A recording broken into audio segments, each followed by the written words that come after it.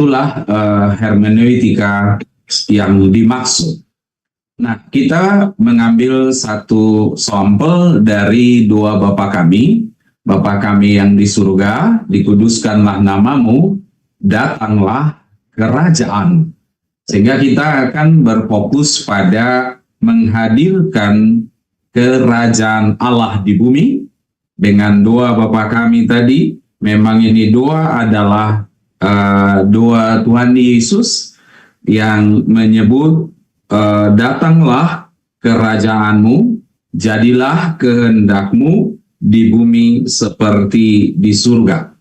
Nah, jadi kita ketika bicara firman ini, teks ini, kita langsung masuk dulu kepada konteks dari doa Bapa kami, disebut dengan Bapa kami yang di surga. Kita bicara dari hati seorang bapa. Hati bapa itu hati yang selalu misioner. Hati yang mencari jiwa yang terhilang. Hati yang ingin menaruh perhatian pada keselamatan. Sehingga ketika kita berdoa, doa Bapa kami dalam hermeneutika misional, kita selalu melihat hati seorang bapa yang sangat dan selalu misioner, yang ingin selalu mencari jiwa-jiwa, yang ingin menaruh perhatian kepada keselamatan itu sendiri. Sehingga Yesus menggantikan kita demi keselamatan itu sendiri. Maka ketika kita melihat dalam istilah misioner, semua murid pada dasarnya menghasilkan fungsinya sebagai saksi di tengah berbagai kesulitan, tetapi juga mengalami pelipat gandaan yang cukup signifikan. Sehingga gereja mula-mula yang menjadi tempat di mana doa Bapa kami itu lahir, dikembangkan, dihidupi, dirayakan lebih dekat. Kalau kita kan sudah ribuan tahun, 2000-an tahun. Tetapi pada saat fresh from the oven, ketika Injil itu mulai dihadirkan, doa Bapa kami dikumandangkan di tengah-tengah umat, ya memang di situasi semua umat memberitakan Injil tanpa terkecuali. Sehingga datanglah kerajaanmu, itu sebenarnya adalah cerita di mana konteks ketika Zoom seperti malam ini, semua orang sedang memberitakan Injil. Jadi ketika kita membahas topik ini, sebenarnya orang lagi merayakan PI, pekabaran Injilnya. Maka semua punya kewajiban yang sama untuk mewartakan Injil. Metode Allah itu adalah menggunakan orang percaya, misionaris, hamba Tuhan, untuk memberitakan Kristus.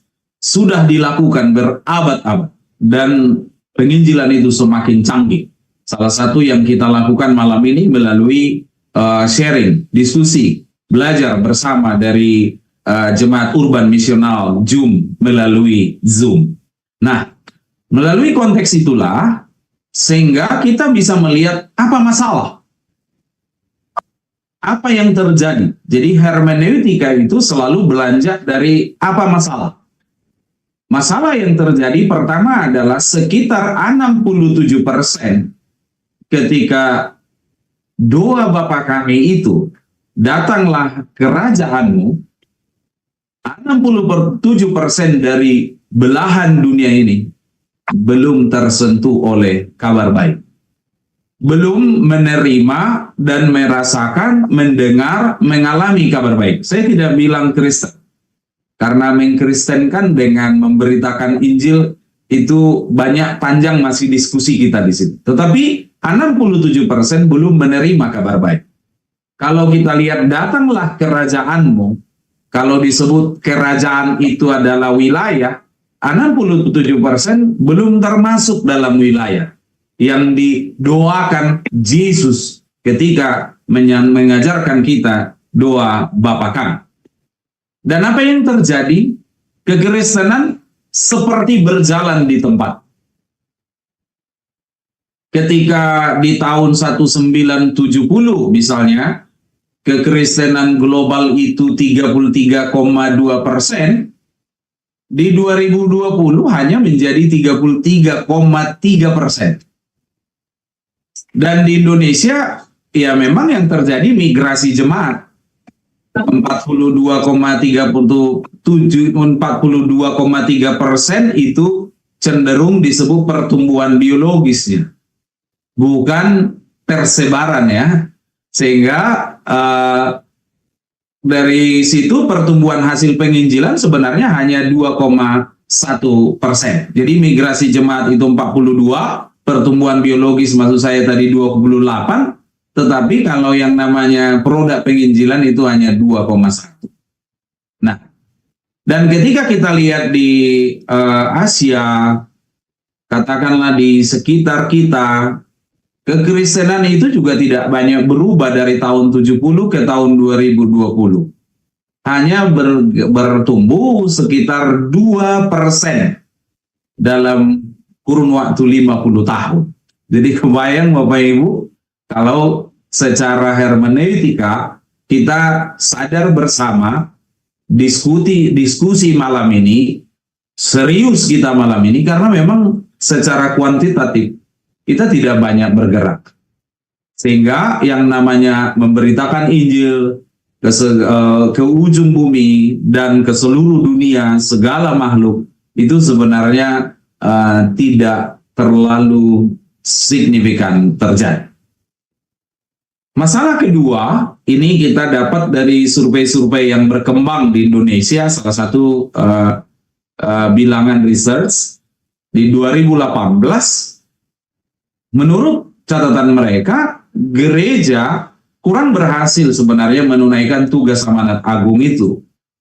Dari 5.765 pendeta di 34 kabupaten kota yang mereka survei di tahun 2018, hanya 46,5 pendeta yang paham dan mampu menjelaskan istilah amanat agung. Belum menginjili loh Bapak Ibu.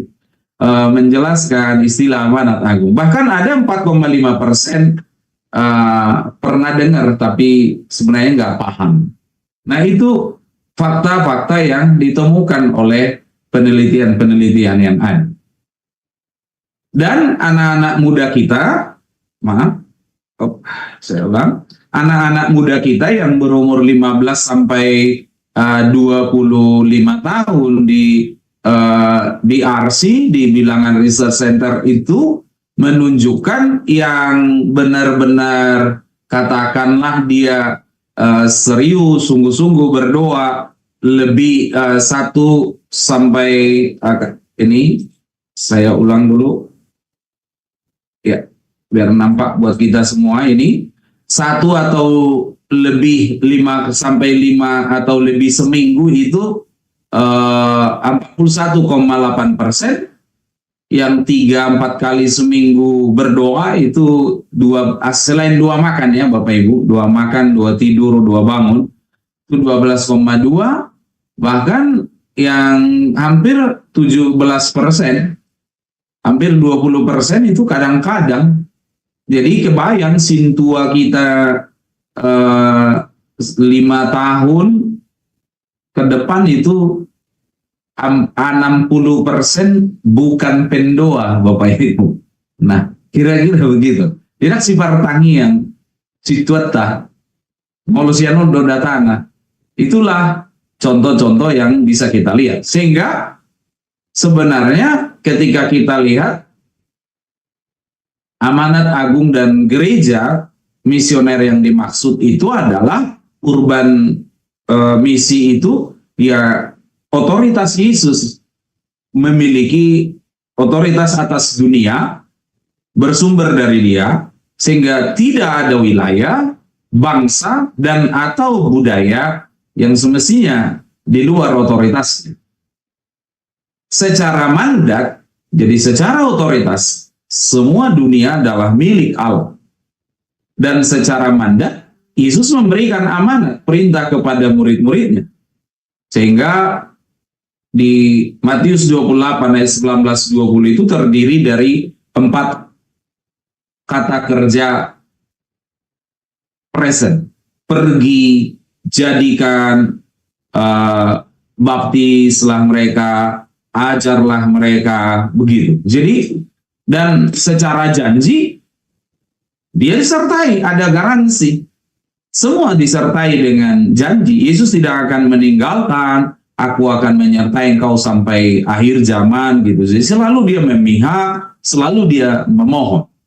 Jadi pertanyaannya, sekarang kita mencari teks. Kenapa bisa begini? Data sudah muncul seperti yang kita lihat tadi, maka menjadikan murid, itu yang di Matius 28, pergilah, jadikanlah murid, baptislah, ajarlah, maka kata menjadikan murid adalah kata kerja pokok.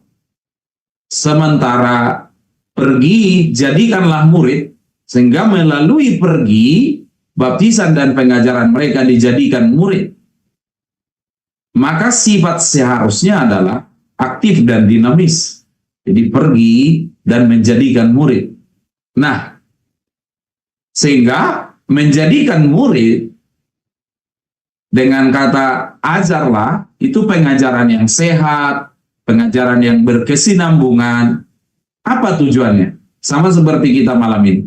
Menghasilkan murid yang bisa menjadikan murid. Nah, sejumlah rintangan, hambatan, ancaman yang mempersulit penginjilan itu justru dijadikan sebagai pemicu.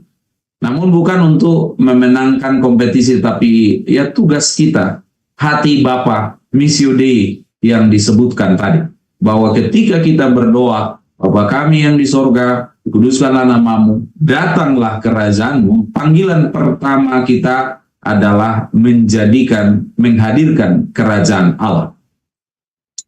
Nah, mari kita lihat ukuran keberhasilan, bahwa bukan seberapa banyak yang didapat, tetapi seberapa banyak yang mau melakukan. Jadi bukan didorong oleh pertambahan jiwa, walau nanti tadi kita melihat ada angka-angka kuantitatif, tetapi oleh empati dan kerinduan terhadap mereka yang belum percaya. Sehingga ketika kita membuka data, secara hermeneutika kita melihat ada angka-angka, tetapi dengan tafsir ini kemudian kita melihat sebenarnya bukan pertambahan jiwa, tetapi pertama-tama adalah kerinduan terhadap mereka yang belum percaya.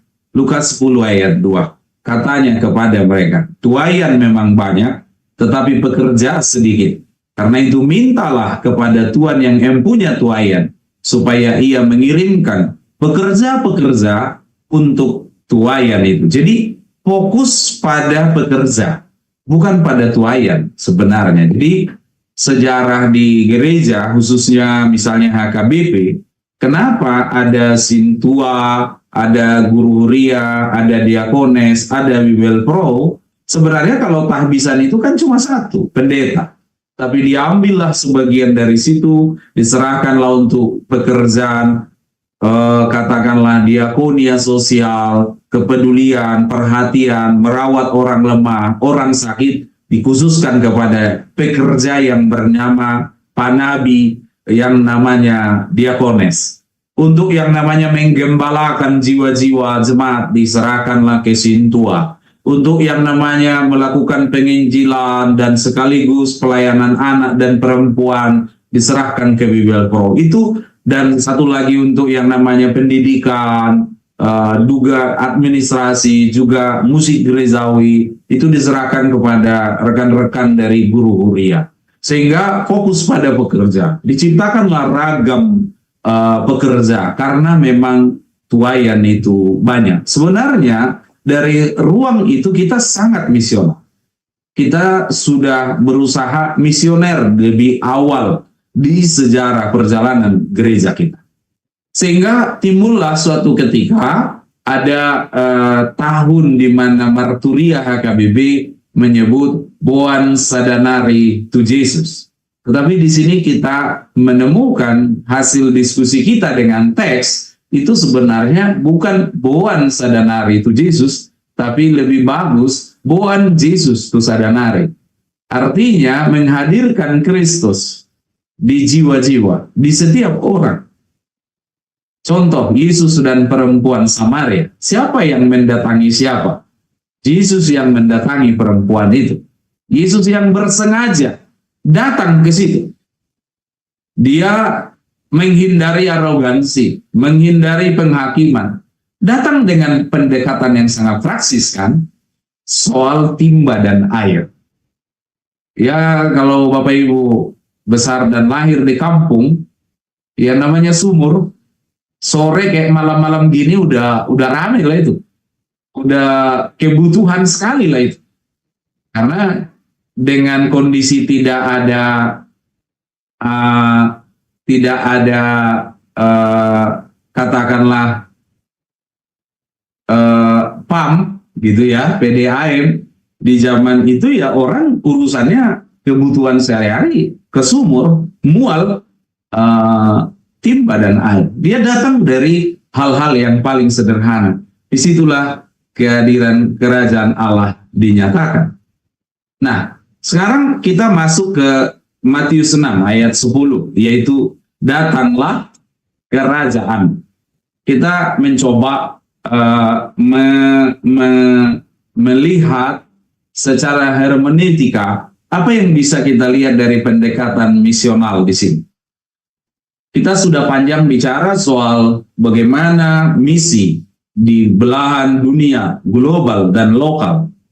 Kalau Bapak Ibu nanti butuh data secara HKBP bisa juga. Berapa per minggu yang kita punya dari 6,5 juta. Kita kemungkinan hanya di 31% orang yang aktif bergereja. Kan kira-kira begitu. Tetapi kemudian kita melihat bagaimana misi secara utuh di Perjanjian Baru dengan melihat amanat agung. Dan sekarang kita lihat hal yang lebih khusus lagi dari firman Tuhan itu, yaitu doa Bapa kami, Matius 6, yang menyebut Sairo Maharajaon. Dari 7 permohonan, 3 yang pertama itu berkaitan dengan namamu, kerajaanmu, dan kehendakmu. Jadi tolong Bapak Ibu jangan terlalu banyak menaruh di dalam doa-doa kita itu hanya terkait soal maunya kita, keinginan kita, kesehatan kita, kebutuhan kita. Tidak. Kerajaan Allah dinyatakan mulai dari bagaimana Allah ditaruh pertama-tama dan terutama menjadi raja. Karena siapa kita tergantung siapa raja dalam hidup kita. Kalau Mammon ada hebengon mahita. Kalau naik turun kurs ni rupiah, misalnya harga-harga mengujel menderitalah kita. Kalau mertua adalah raja, makan hatilah kita. Pokoknya siapa yang ditaruh raja. Maka ketika dikatakan, Bapa kami yang di sorga, dikuduskanlah namamu, datanglah kerajaanmu, pertama-tama diingat dan dipastikan Tuhan itu adalah raja. Tuhan harus menempati tempat tertinggi dalam doa-doa kita. Itu efektivitas dari menghadirkan kerajaan Allah. Dan bahkan dalam seluruh hidup kita. Ketika Tuhan ditaruh di tempat yang paling tinggi. Jadi bapak-bapak pulang ke rumah jangan cuma nanya, mana mama? Tapi tanya, mana Tuhan? Artinya Allah yang menjadi yang pertama dan terutama. Dari survei-survei bilangan research, itu orang tua hanya 12% yang mau bertanya soal keimanan anak-anaknya. Yang mungkin ditanya adalah nilai berapa, juara berapa, gaji berapa, nanti kerja di mana, mau jadi apa gitu. Tapi tidak sharing dengan bagaimana Tuhan di hati dan di jiwa anak-anak. Padahal ketika kita melihat anak-anak itu sebenarnya sangat efektif untuk bertumbuh di mana Tuhan menjadi yang pertama dan terutama. Saya kasih contoh putri saya yang kelas 5 SD itu tadi pagi dia nggak bisa sekolah karena dia demam. Sebenarnya sore ini pun dia masih demam, tetapi sekolah boleh izin, tetapi kalau namanya latihan kurs sekolah minggu dia wajib, jadi baru dijemput jam 5 dia harus latihan sekolah minggu. Itu syarat tadi pagi. Saya boleh tidak sekolah, tapi saya harus latihan kor, nyanyi sekolah minggu. Kira-kira kalau kita lihat agak tidak rasional, tetapi peluang sebenarnya sangat terjadi untuk menaruh Allah, Tuhan, pelayanan, kasih itu di tempat yang paling mulia, paling tinggi. Jadi sebagian besar penggunaan kata kerajaan Basileia dalam perjanjian baru itu tidak merujuk sebenarnya terutama pada sebuah wilayah geografis. Itu dampaknya hanya geografis. Makanya di Siantar ini Bapak Ibu yang Sintua misalnya seperti Amang Site mungkin tahu persis bahwa di Siantar ini ada satu gereja yang saya tahu, mungkin ada beberapa gereja yang nama wake-nya, nama sektornya bukan nama geografis. Kan kalau di Tebet itu misalnya di Kebayoran Baru itu nama-nama kalau Tebet seingat saya Tebet Barat, Tebet ini geografis. Kalau di Kebayoran Baru kemungkinan nama apa? Nama Alkitab, nama-nama Alkitab, Weksion, misalnya begitu. Tetapi kalau di Martoba, di Pematang Siantar, Bapak Ibu boleh datang berkunjung ke Siantar, bergereja lah di situ. Tidak ada di situ nama geografis. Lingkungan Situa Amang Site, begitu. Situa Borusiahan, lingkungan itu diatasnamakan pada orangnya. Kenapa? Karena memang ingin melihat tanggung jawab misionalnya terhadap wilayahnya. Jadi dilekatkan pada nama orangnya. Karena memang dari semua persebaran pekerja tadi di HKBP satu-satunya tahbisan yang otomatis punya wilayah itu hanya Sintua. Pendeta belum tentu ada wilayahnya. Kalau fungsionalnya dia pendeta fungsional HKBP Tebet. Sebenarnya yang pendeta yang punya wilayah itu siapa? Pendeta resotnya. Tetapi kan tidak mungkin juga pendeta fungsional diletakkan hanya pada 3W. Enggak, dia mengikut kepada wilayah pendeta resotnya. Kalau preses, pendeta resort yang ada di wilayah itu mengikut kepada wilayah daripada presesnya. Jadi artinya yang definitif tahbisan otomatis punya wilayah geografis dan tanggung jawab khusus itu adalah tahbisan seperti Sintua. Jadi kerajaan Allah sebenarnya bukan pertama-tama tentang lingkungan geografis, tetapi lingkungan di mana Allah diakui sebagai raja di dalam hati orang-orang yang menaatinya dengan penuh kasih. Itulah kerajaan Allah. Jadi menghadirkan kerajaan Allah itu sama dengan menaruh Allah di dalam hati orang-orang yang percaya, orang-orang yang mengenal, yang berjumpa dengan Tuhan. Nah, sehingga menghadirkan kerajaan Allah ketika ini disebut dalam kata memohon, datanglah kerajaanmu, di masa kini merupakan permohonan agar gambaran lengkap tentang kehidupan kerajaan Allah dalam khotbah ini dinyatakan sepenuhnya di dalam hidup kita. Dan lebih dari itu, kerinduan yang mendalam agar pemerintahan Tuhan kita meliputi segenap kehidupan. Sehingga setiap lutut bertekuk, tunduk kepada ketuhanannya. Sehingga warga kerajaan itu rindu melihat kerajaan Allah diperluas ke setiap kehidupan dan penjuru dunia. Ke setiap lembaga, ke setiap profesi. Karena itu kita berdoa tentang kerajaan Allah dan kehendaknya. Jadi agak susah memisahkan, memenggal kerajaan Allah dan kehendak. Karena ketika kerajaan Allah dinyatakan, maka kehendaknya dirayakan. Begitu. Jadi kalau kita sebut kaulah bulanku, kaulah bintangku, ya kita ikut kehendaknya. Jangan kemudian kita bilang, aku mengasihimu, tapi kita tidak memperhatikan dia. Kita tidak peduli dengan dia. Nah, jadi mengakui dia sebagai raja dan mengikuti kehendaknya itu satu bagian yang satu menyatu, jalin menjalin.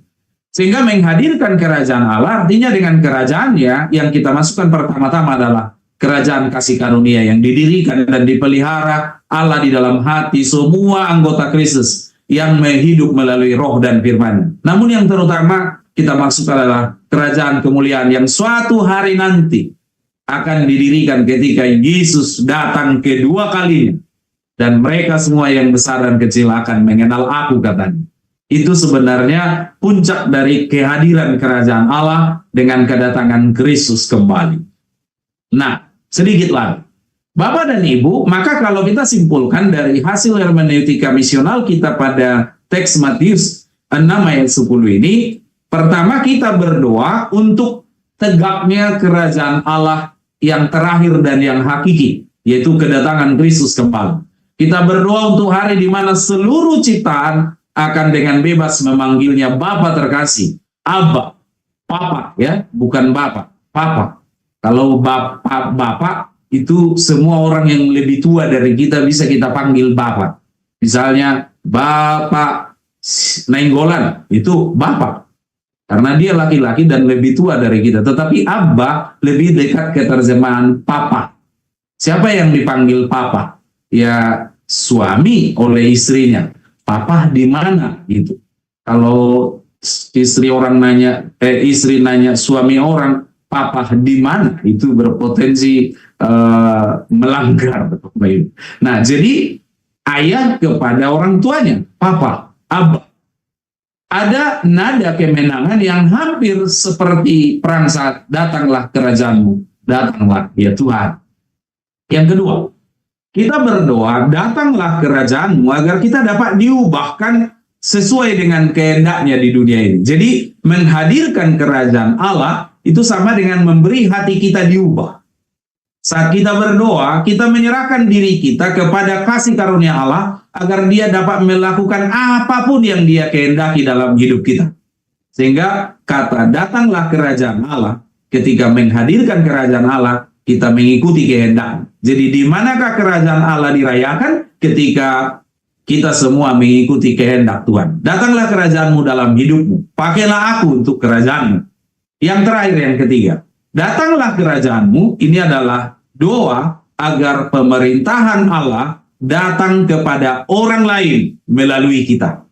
Doa ini memohon agar Kristus menjalankan kuasa revolusionernya di dunia yang telah jatuh ini. Maka datanglah kerajaanmu dalam keluargaku, dalam pekerjaanku, dalam kotaku, dan dalam bangsaku.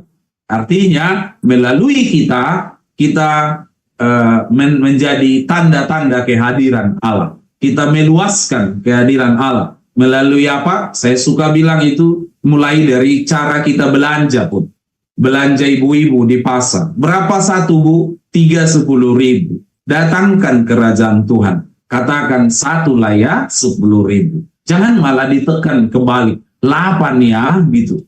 Menyesal dia jadi tukang sayur. Padahal salib inang itu ada 4. 2 di telinga, 1 di tangan, di cincin, 1 di leher. 4, kalah Golgota. Golgota aja salibnya 3, tapi inang itu 4.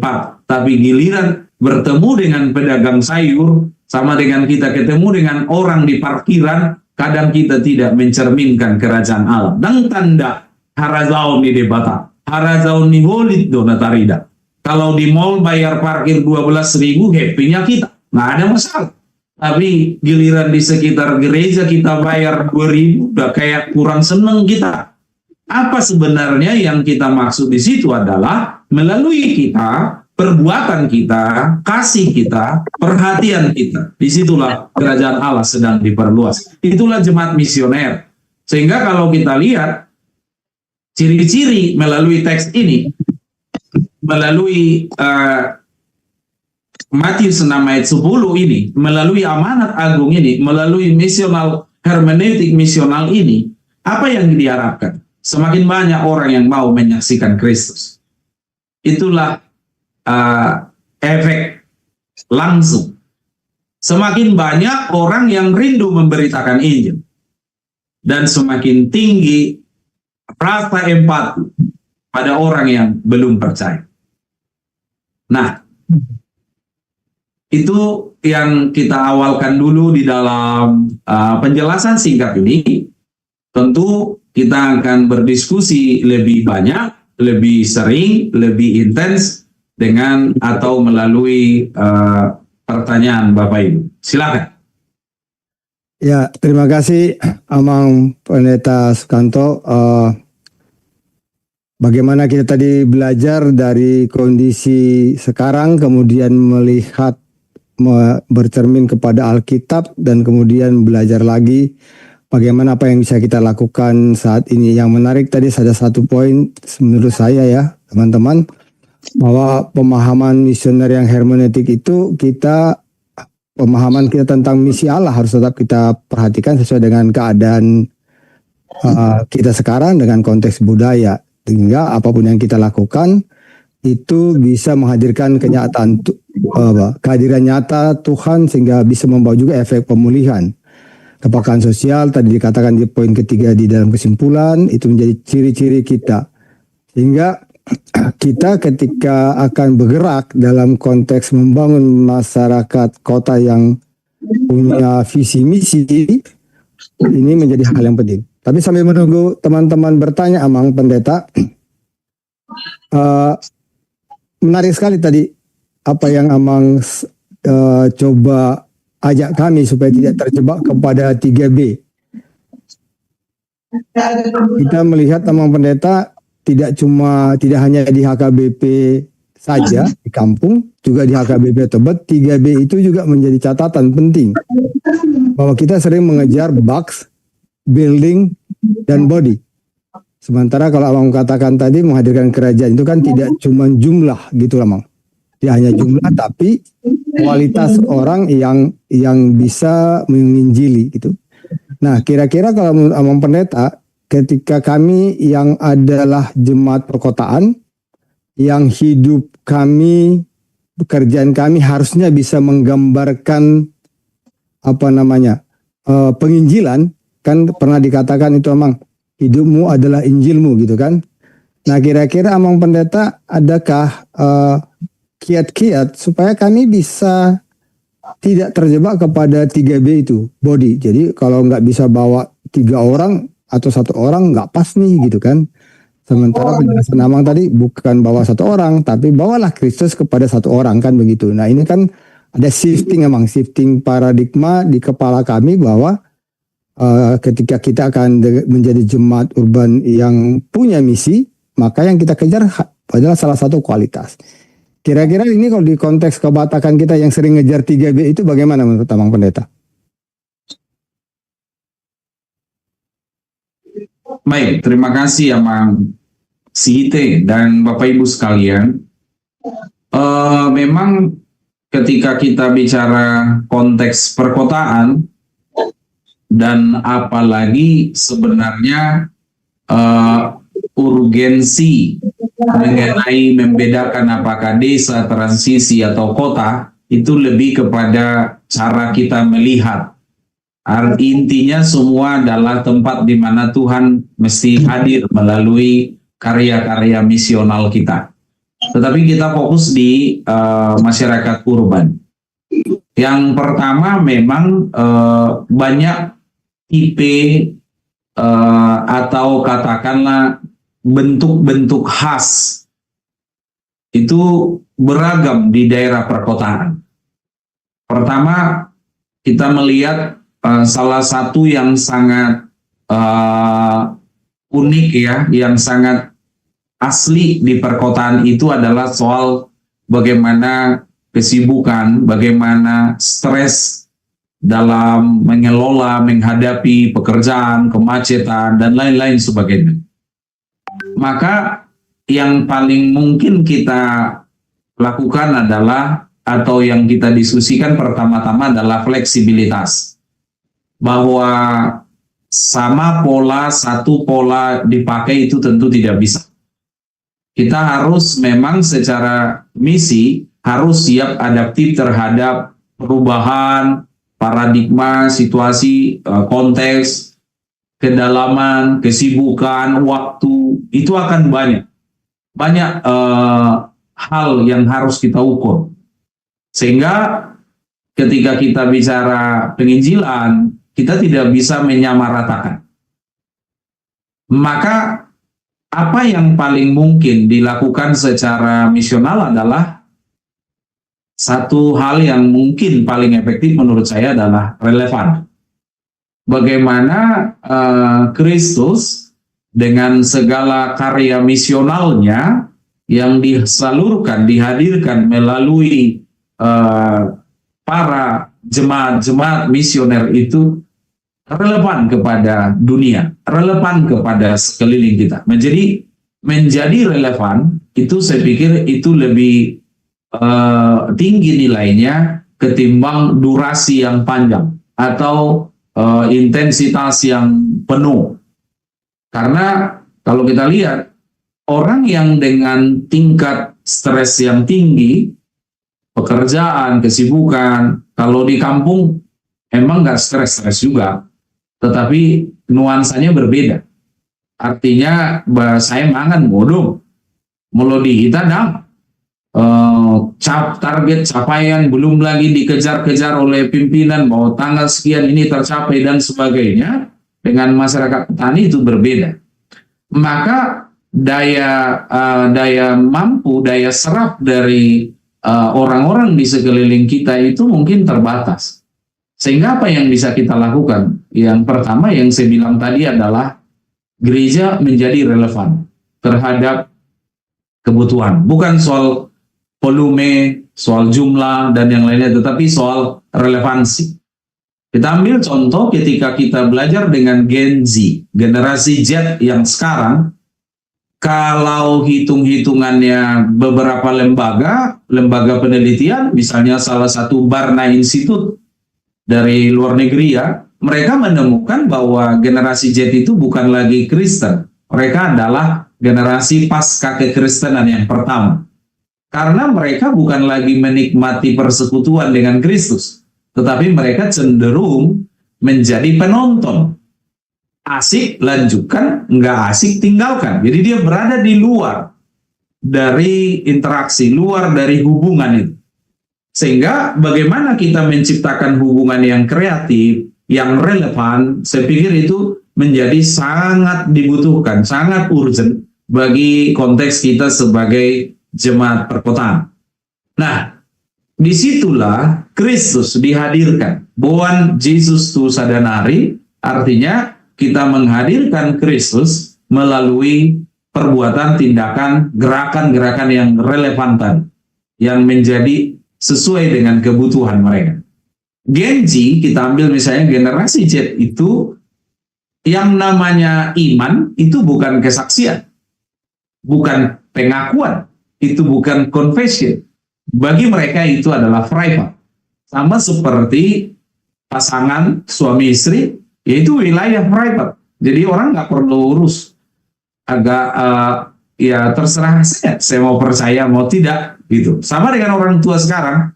Kalau di kampung pun ditanya, anaknya bergereja di mana, Mang? Di Jakarta gitu. Nggak tahu kita yang penting bergereja. Yang kalau pulang ke kampung, ya sama kita ke gereja. Mau gereja tak gereja ya mau tahu gitu. Karena wilayah itu makin private sekarang. Nah, bagaimana kita kembali dengan mulut dan hati kita bersaksi bahwa Yesus itu adalah Tuhan. Kan mestinya demikian. Tetapi terjadi sudah perubahan yang luar biasa di tengah-tengah konteks kita, termasuk di Jakarta dan sekitarnya. Memang pertama, misi gereja menjadi sangat misioner itu perlu. Dan yang kedua, relevan. Misi-misi yang relevan, yang kehadiran yang berdampak, yang mungkin fleksibilitas. Saya pikir tidak bisa semua dibuat kaku ya. Karena menjadi relevan itu menjadi jauh lebih penting. Sama dengan medsos sekarang. Kita misalnya khotbah 5 menit dengan khotbah 15 menit. Kadang yang 5 menit lebih menggigit daripada yang 15 menit. Karena apa? Menjadi relevan itu lebih penting dari menjadi panjang, lebar, dan luas. Nah, disitulah mungkin kita ini, kursus teologi jemaat ini sedang mengasah kehadiran yang relevan. Sama seperti waktu pandemi COVID-19, kehadiran yang relevan yang dibutuhkan. Bagaimana kita hadir dan menghadirkan Kristus melalui tindakan dan perbuatan kita yang sesuai dengan kebutuhan, menjawab pergumulan, dan lain sebagainya. Maka dengan manakah itu bisa disentuh? Ya mungkin dengan media sosial, dengan sharing, dengan diskusi, dengan perjumpaan 5 menit, 3 menit, tetapi bisa berdampak besar. Kira-kira seperti itu Amang, yang kita bisa lihat terkait konteks yang kita sebut dengan masyarakat perkotaan. Melihat ya? Terima kasih Amang. Membuat kita harus berpikir dan tidak terlalu kaku jika bermain dengan masyarakat perkotaan. Teman-teman ada yang mau bertanya? Kalau ada yang mau bertanya silakan raise hand ya. Kalau masih saya tidak melihat ada yang pertanyaan, maka saya akan sambung dengan coba jembatan nih pertanyaannya. Bukan jadi saya sendiri yang bertanya ya, kita harus sama-sama belajar. Untuk menjembatani saja, Mang, sambil menunggu teman-teman berpikir, karena ini topik hermeneutik ini. Amang Jamartin, Ya. tadi Jojor Sianturi sama Inang Kastina udah raise hand, coba ditanyakan. Oke, silakan. Ini masalahnya di layar saya tidak melihat ada raise hand. Silakan Inang Jojor kalau ada yang mau ditanyakan.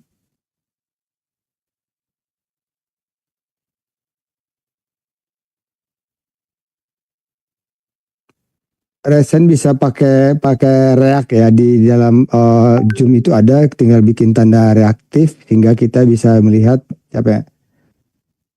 Yang mau bertanya silakan.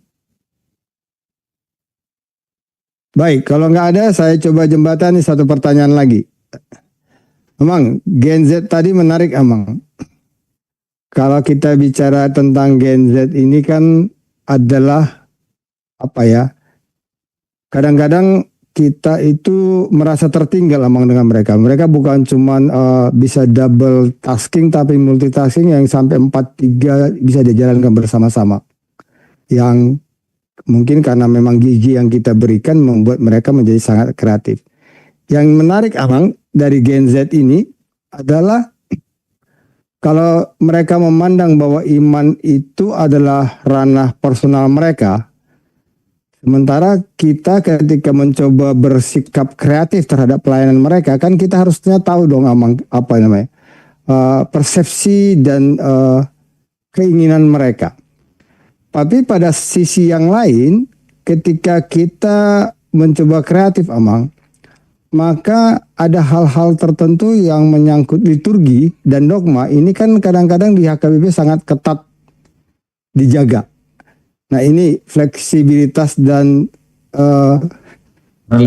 relevansinya itu kayak seperti apa Mang yang bisa kita lakukan?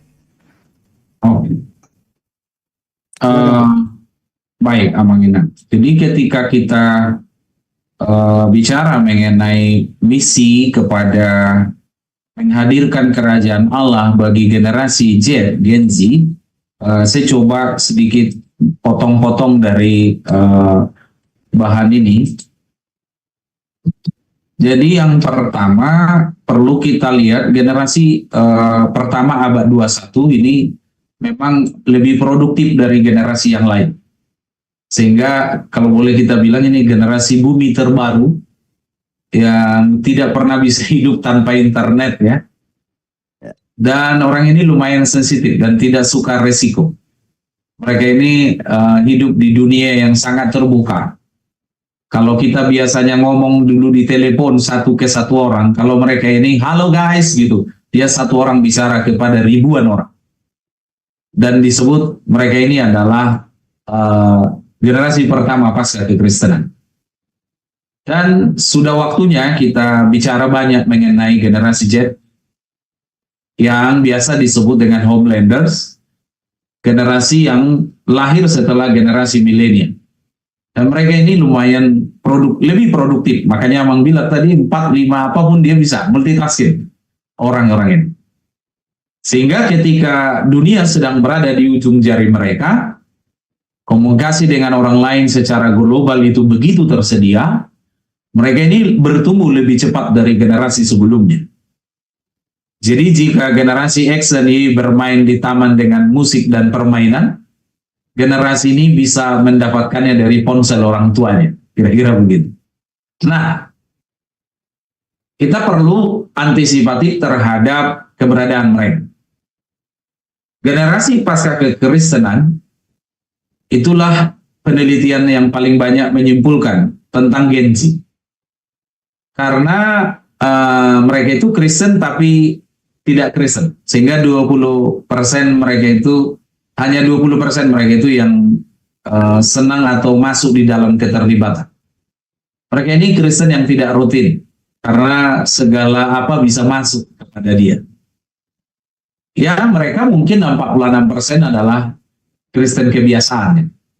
Nah, jadi tapi keuntungannya ini yang menarik dari mereka. Mereka ini satu visi dengan HKBP. Dia toleran dengan perbedaan, bertanggung jawab secara sosial gitu. Orang-orang ini sebenarnya partner terbaik kita sebenarnya. Partner terbaik gereja misioner. Mereka digerakkan oleh tujuan, terbuka secara budaya, menolak segala bentuk ketidakadilan. Karena kalau kita lihat mereka ini kan pasca menara WTC. Jadi orang ini sensitif dengan pembeda-bedaan gitu. Makanya dulu orang tua yang sekarang dulu anak yang takut sama orang tua, muncullah generasi ini jadi orang tua yang takut sama anaknya. Karena apa? Sensitif kali.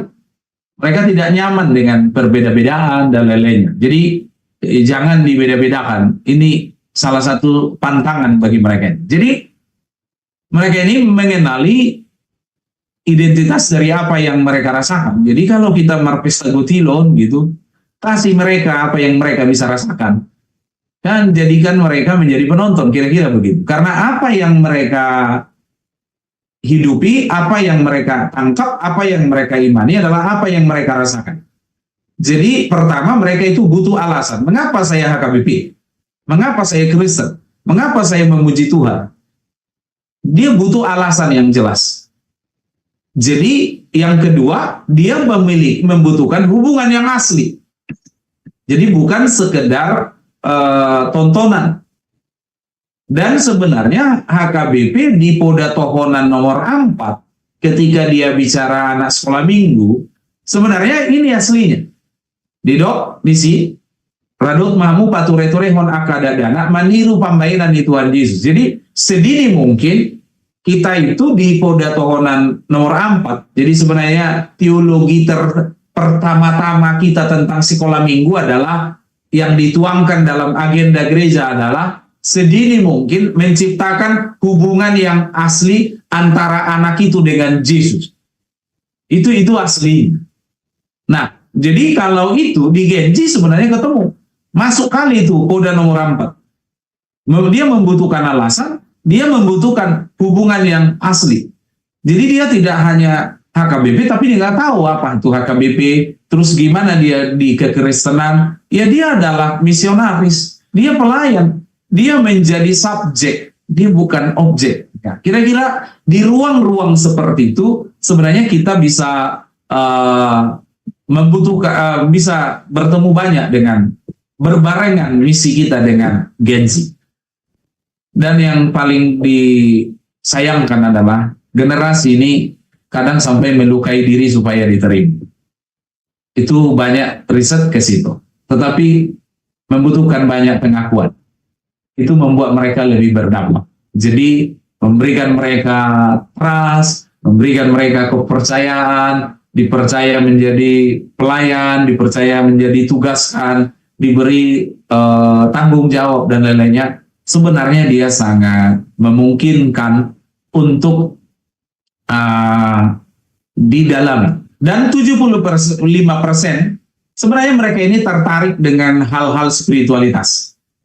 Komunitas dan budaya itu menjadi keunggulan kan di Indonesia. Jadi mereka terbiasa dengan dunia yang selalu memberi mereka platform untuk berbicara. Jadi unit-unit pelayanan kita nggak boleh banyak mendiamkan mereka, tetapi memberi mereka banyak kesempatan untuk sharing, untuk berdiskusi, untuk tampil di tengah-tengah hidup kita. Nah, ketika Mang tanya tadi liturgi dan lain-lainnya, sebenarnya itu salah satu aspek yang mungkin bahwa Pancasila itu silanya 5, tidak mungkin kita tambah jadi 6. tetapi mengamalkan sila yang 5 itu sebenarnya banyak cara, tidak hanya panjat pinang kalau di tanggal 17. Gotong royong tidak hanya ketika kita berlumurkan oli, tetapi masih banyak cara merayakan sila keempat gotong royong, mengamalkannya. Jadi liturgi, RPP misalnya atau konfesi itu memang sesuatu yang sudah dikemas, kalau tanda petik dibuat kaku. Tapi kalau definisinya, karena memang karet itu elasticity, kan harus ada bentuknya.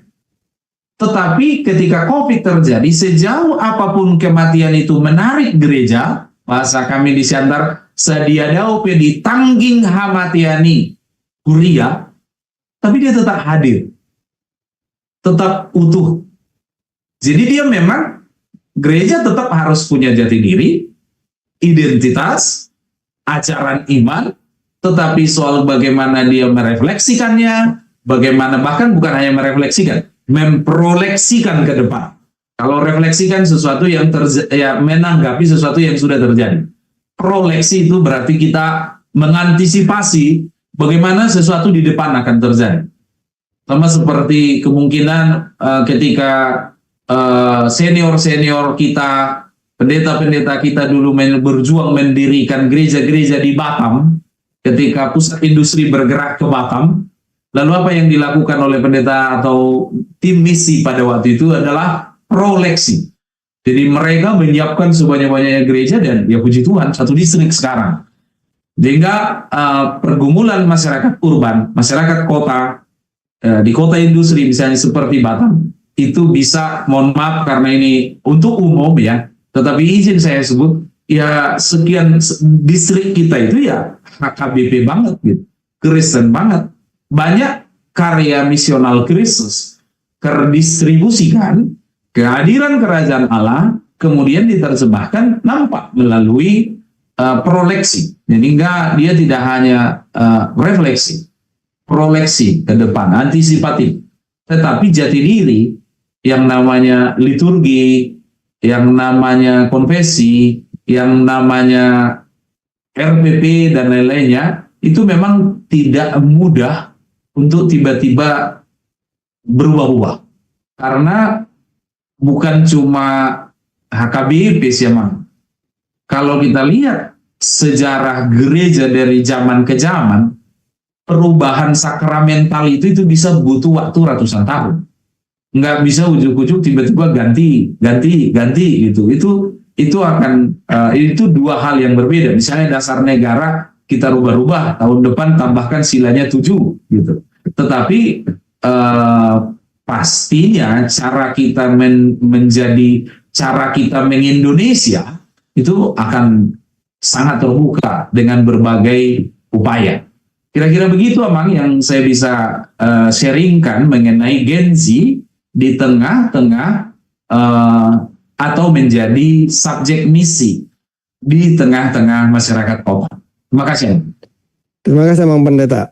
Memang Gen Z ini akan menyita energi dan juga perhatian kita ke depan. Gereja ke depan harus fokus ke sana. Kalau enggak kita akan ketinggalan.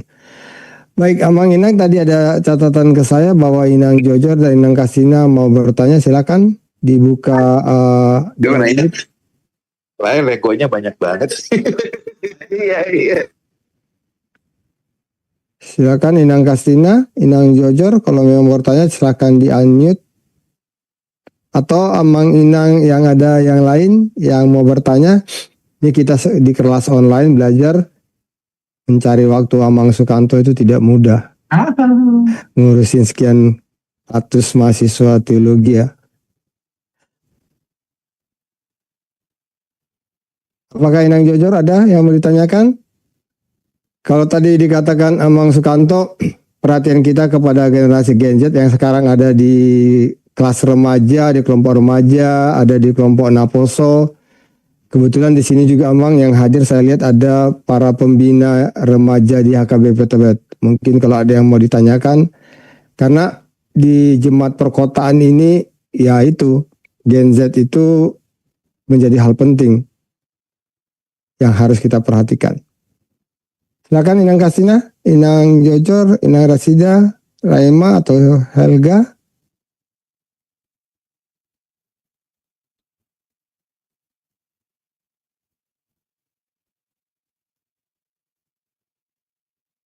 Adakah? Baik. Saya bantu satu pertanyaan lagi daripada kita diam semua. Ya Mang, saya mau ngomong Mang, Inang Oh iya, Kastina. silakan Inang Kastina.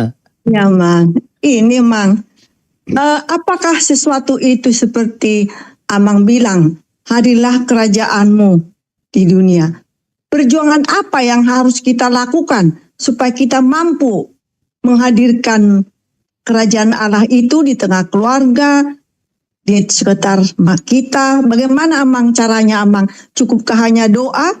Dan apa tindakan kita? Cukup akan nasihat ke anak-anak? Apa lagi Amang yang bisa sehingga berhasil dengan baik? Terima kasih Amang. Silakan Amang Sukanto, ada pertanyaan dari Inang Kastina tadi. Baik, sengaja memang terima kasih Nang Kastina. Ya Mang. Sengaja kita masuk dari doa Bapa kami dan mengambil topik kita itu dari Matius 6 tentang datanglah kerajaanmu, yang telah diawali lebih dahulu dengan Bapa kami yang di sorga. Dari hati seorang Bapa, jiwanya Bapa, kedalaman hati dari seorang Bapa. Itulah salah satu konteks kebapaan yang bisa meng-create undangan tadi kita menghadirkan kerajaan Allah di rumah tangga atau di keluarga. Apa itu Bapa? Kalau di terminologi kita itu hubungan yang sangat dekat. Pun di zaman ini, mohon maaf, memang banyak bapak-bapak yang brengsek, tanda petik, yang tidak sayang, tidak peduli sama anak-anaknya ya. Tetapi kalau kita melihat konteks kita yang asli, sebelum terkontaminasi ya, itu zaman dulu itu bapak kita itu kalau dia ngomong, belum pun dia ngomong, hanya itu kedip-kedip saja kita udah tenang. Itulah karakter Bapa yang mahal di dalam zaman kita, di zaman dulu. Walau sekarang itu tergerus banyak karena pertama-tama ya banyak oleh ibu-ibu juga yang mengatakan, sini anakku bertiga, kalau bukan karena kalian bertiga udah kutinggalkan bapakmu ini dari dulu, katanya. Jadi keimaman Bapak itu dirongrong.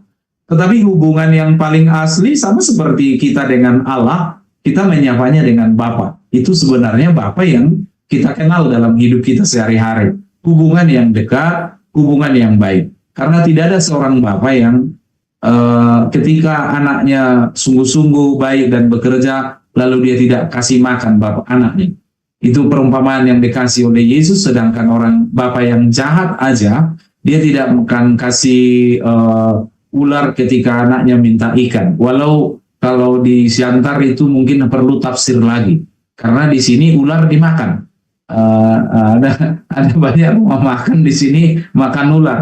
Jadi anaknya minta ikan, dia kasih ular, masih bisa di sini. Orang baik pun masih bisa lakukan itu. Ilian jaga luluk. Ketepatan saya nggak suka gitu. Tetapi ada aja orang yang benar-benar suka dan memang ya suka kali gitu. Nah, karakter Bapak itulah yang pertama tergambar di dalam kehidupan keluarga. Bagaimana kepedulian, bagaimana kasih, bagaimana tanggung jawab, bagaimana perhatian, itu yang kita rayakan pertama-tama sebagai jemaat misioner di rumah tangga, di keluarga. Jadi menghadirkan Bapak. Tetapi bukankah semua agama juga sama? Bahwa Bapak itu imam, iya gitu. Maka turunlah kita ke kalimat berikutnya. Dikuduskanlah namamu. Jadi bagaimana kerajaan Allah itu diserukan hadir, datanglah, hadirlah kerajaanmu. Yang pertama ketika kita benar-benar dengan hati Bapa, jiwa seorang Bapa, tanggung jawab seorang Bapa, Tetapi yang kedua dengan kata menguduskan. Bapa. Apa yang bisa kita lakukan di keluarga? Tuhan harus kudus. Kudus itu Bapak Ibu bukan berarti seperti di Samosir ngomongnya pelan. Kalau hujan turun tidak pergi berlari. Ada teman saya dulu masih satu angkatan dengan saya di kelas. Itu kawan ini bilang kudus, tapi dia kalau kena hujan dia nggak mau lari. Yang kedua gigi nyamuk, dia nggak mau tepis karena dia bilang itu ciptaan Tuhan. Hujan itu adalah karena anugerah Allah. Dia masuk rumah sakit lah dia berkali-kali. Oh name. Karena kena demam berdarah, terus demam-demam. Nah bukan itu yang disebut kudus. Kesalehan yang begitu tidak. Satu kayak di Samosir suaranya pelan, sudah terbakar pun rumah pelan, suaranya api begitu. Yang ada orang ngantuk makin tidur, bukan ikut berjaga gitu. Jadi kudus maksudnya spesial, condong. Jadi ada kata di mana dia dikhususkan. Allah memiliki tempat yang paling khusus. Yesus itu memiliki tempat yang paling khusus di rumah tangga kita. Itu juga salah satu bentuk dari kehadiran Allah. Lalu dilanjutlah, datanglah kerajaanmu, jadilah kehendakmu. Maka mengkehendaki kehendak Allah itu adalah cara terbaik untuk merayakan kehadiran Allah di tengah-tengah rumah tangga. Ketika kita ngikut apa kata Tuhan, ketika kita mensyukuri semua rancangan Tuhan. Ada banyak orang mungkin merasa hidupnya tidak persis seperti yang dia inginkan. Saya pernah ketemu sebuah keluarga yang mana anak-anaknya punya pergumulan yang tidak mudah. Yang kondisi kesehatannya atau jiwa dan fisikisnya memang tidak seperti pada umumnya. Tetapi ketika mengkehendaki kehendak Allah, ya mereka bilang karena Tuhan tahu hati kami lebar, luas dan bidang, maka Tuhan mengizinkan anak yang seperti ini menari, berlari, bernyanyi di tengah-tengah hati kami. Itu udah nampak kerajaan Tuhan ketika kita mengkehendaki kehendaknya. Maka disebut datanglah kerajaanmu, jadilah kehendakmu. Jadi dengan mana kita bisa merayakan kehadiran Tuhan, menikmati hadirat Allah di tengah-tengah keluarga kita, ketika kita menghendaki kehendak Allah, bukan menghendaki kehendak kita sendiri. Terima kasih beban, terima kasih kesulitan, terima kasih pergumulan, karena dengan begitu kami makin bergantung sama Tuhan. Itu kan contoh-contoh di mana hadirat Allah dirayakan di tengah-tengah kesulitan. Karena Tuhan, kerajaan Allah yang terbaik tidak selalu melalui kemudahan, tetapi juga tantangan, beban, dan pergumulan. Banyak orang merayakan dan menghidupi kehadiran kerajaan Allah itu di tengah-tengah rumah tangganya adalah ketika dia menghadapi rupa-rupa beban dan kesulitan. Karena alat katakanlah yang paling efektif menguji iman, menajamkan keyakinan kita adalah justru penderitaan. Maka kalau mau ditambahkan, salah satu bentuk kerajaan Allah itu lewat dengan jalur yang namanya kesulitan, kerumitan, penderitaan. Tetapi nama Tuhan selalu menjadi kudus, yang paling berotoritas. Dia menjadi raja. Jadi dengan manakah keluarga bisa menghadirkan kerajaan Allah di tengah keluarga? Satu, jangan ganti rajanya. Tuhan saja jadi raja. Jangan materi, jangan mamon. Apalagi orang-orang dengan usia lanjut, banyak kali kadang diganti raja itu menjadi apa? Kekhawatiran. Datang siopung boru. Kalau tua kita suatu saat nanti siapa yang duluan katanya. Datang siopung doli. Ya aku lama, mana bisa aku hidup tanpa kau, katanya. Kan opung-opung ini makin tua makin romantisnya. Waktu aktif dulu kayak bagasinya itu, istrinya itu. Bagasi itu artinya dibuka kalau diperlukan. Kalau enggak taruh aja di situ. Ikut tetap, tapi ya model bagasi gitu. Tetapi datang opung boru. Iya, kalau kamu nanti duluan saya sakit siapa yang ngurus? Lah, anak-anak kan semua tinggal dekat kita. Karena dititip cucu tiap hari di rumah ininya makanya itu dekat. Nanti kuliah lah itu, nanti kerja lah itu, siapa yang ngurus aku di sini katanya. Berkuasalah kekhawatiran itu. Tuhan bergeser, kekhawatiran bertahta. Datanglah mereka berdua. Kita berdoa saja. Siapapun nanti yang dipanggil duluan, segera berdoa. Menyusul kemudian gitu supaya nggak ada beban, menggantikannya dengan keluhan sakit penyakit, karena banyak opung-opung zaman now pun menggeser tahta Allah itu dengan keluh kesah.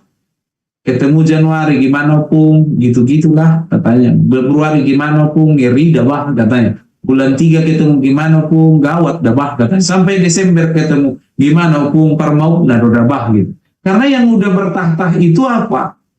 Harsa, hoi-hoi, penderitaan, pergumulan. Jadi cara menghadirkan kerajaan Allah di tengah-tengah keluarga ya jangan diganti rajanya. Tetap dia jadi raja. Amin.